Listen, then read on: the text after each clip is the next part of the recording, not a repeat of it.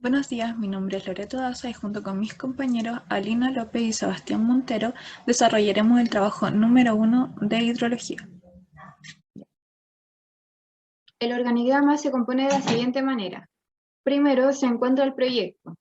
Este se divide en tres aspectos. Alina López fue quien se encargó de la presentación, Sebastián Montero fue el encargado de la recopilación de la información y Loreto Daza fue la encargada de la solución del problema.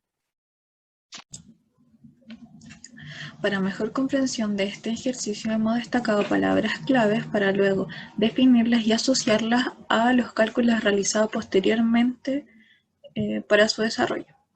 Además de realizar un esquema de las situaciones que nos define el enunciado. Una masa de aire no saturada se encuentra en la cota 15 metros sobre el nivel del mar.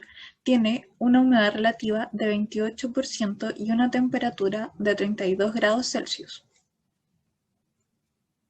El primer concepto que aparece corresponde a la masa de aire, que se define como un gran cuerpo de aire de 1000 o más kilómetros de espesor, cuya característica principal es que sus propiedades físicas son homogéneas en el sentido horizontal, tales como la humedad y la temperatura. Estas se producen sobre los continentes o sobre los océanos.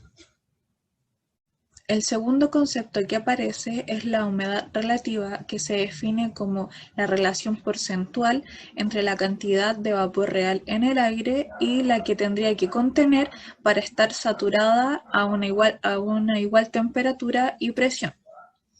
Esta humedad relativa depende expresamente de la temperatura.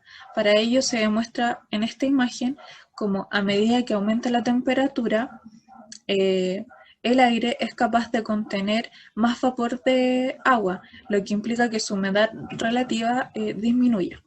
Al contrario, al disminuir su temperatura, esta es capaz de contener menos vapor de agua, por lo tanto su humedad relativa aumenta.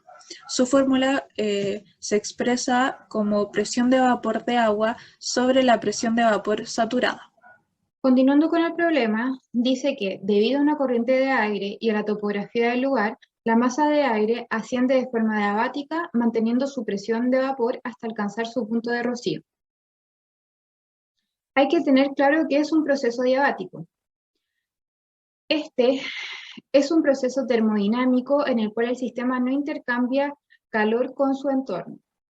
También hay que tener en cuenta los gradientes adiabáticos, los cuales son gradiente adiabático seco, gradiente adiabático húmedo o saturado. La definición del gradiente adiabático seco es cuando la masa de aire seca en ascenso se enfría hasta alcanzar el punto de rocío, como ocurre en el tramo 1. Por otro lado, cuando la masa de aire desciende, ésta se expande y se calienta, como ocurre en el tramo 3. Tiene un valor de menos 0,97 partido en 100 grados Celsius por metro.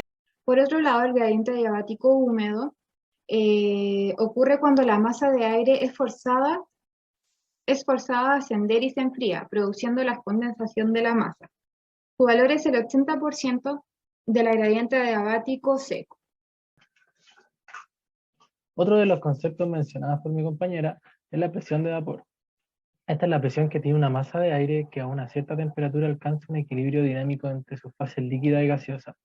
Esta no depende de la cantidad de vapor y líquido en la masa de aire, pero sí depende estrictamente de la temperatura.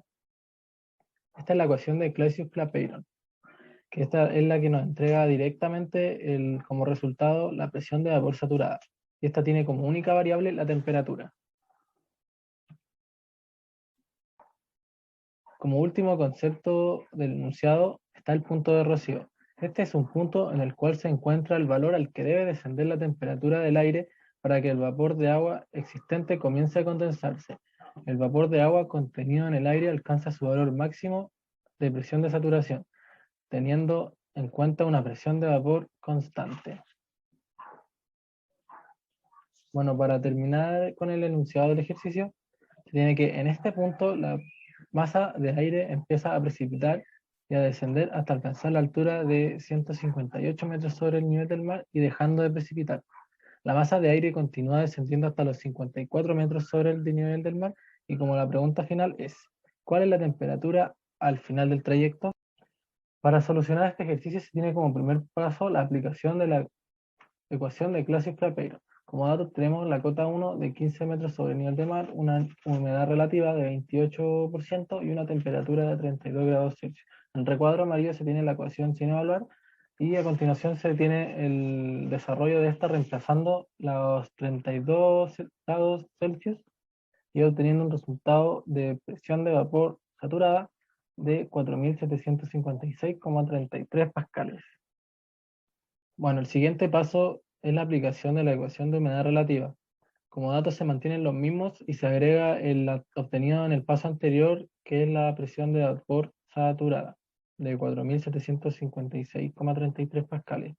Bueno, en el recuadro rojo se ve la fórmula de la humedad relativa, y en esta básicamente se le reemplaza el 28% entregado en el enunciado y el 4.756 de la presión de vapor saturada obtenida en el paso anterior, y se obtiene una presión de vapor de 1.331,77 pascales.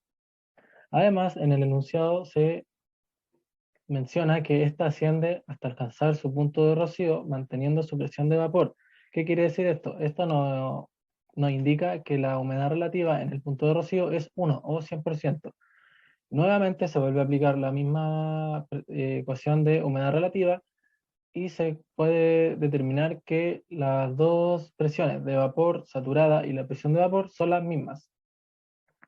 Paso 3. Se aplica la ecuación de Clausius-Clapeyron a partir del dato obtenido anteriormente correspondiente a la presión de vapor de agua saturada, igual a 1.331,77 pascales.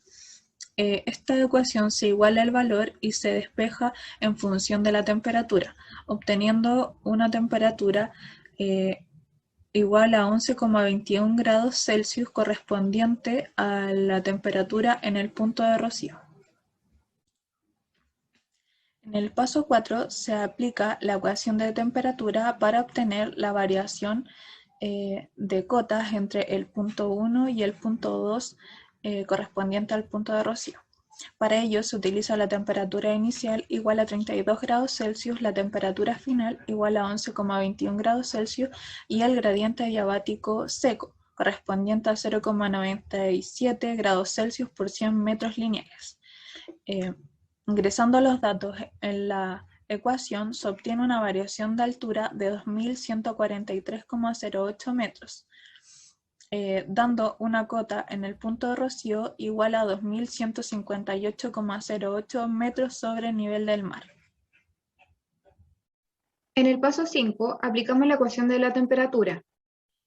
Con una temperatura inicial de 11,21 grados Celsius, que la sacamos anteriormente, y utilizamos un gradiente adiabático húmedo, para así obtener una temperatura final de 26,73 grados Celsius.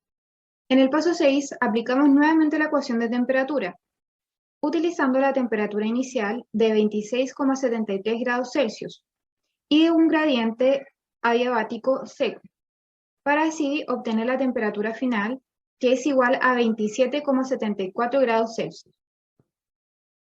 Bueno, y esta es la bibliografía de los libros, artículos y páginas que nos ayudaron a tener los conocimientos necesarios para poder desarrollar el ejercicio.